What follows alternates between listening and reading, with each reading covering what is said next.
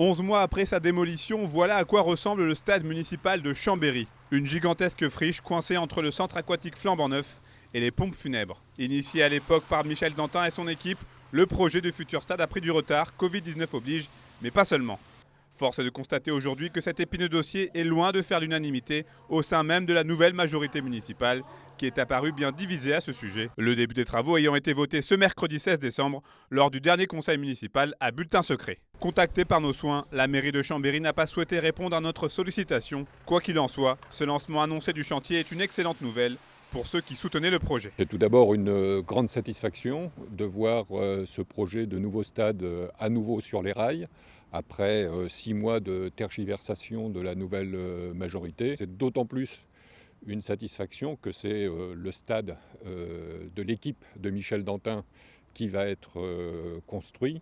Donc manifestement, ce projet n'est pas aussi mauvais que certains ont bien voulu le dire. Sans attendre la décision de la ville de Chambéry, la région Auvergne-Rhône-Alpes, le Grand Chambéry et le département de la Savoie s'étaient conjointement engagés fin novembre à financer à hauteur de 10 millions d'euros la future enceinte sportive dont le coût total est estimé à 26 millions d'euros. On a toujours dit qu'il fallait un stade digne de la Savoie et que depuis trop de décennies, le stade de Chambéry ne faisait plus l'affaire, n'était pas aux normes et nous avons décidé d'apporter un soutien supplémentaire et donc nous sommes heureux que grâce à nous notamment, ce projet puisse aboutir. Si les contours de l'équipement restent encore à finaliser, on peut dire que le nouveau stade municipal de Chambéry suscite beaucoup d'interrogations dans le microcosme politique chambérien. On est plutôt attristé dans la mesure où c'est un projet sur lequel on pouvait prendre le temps.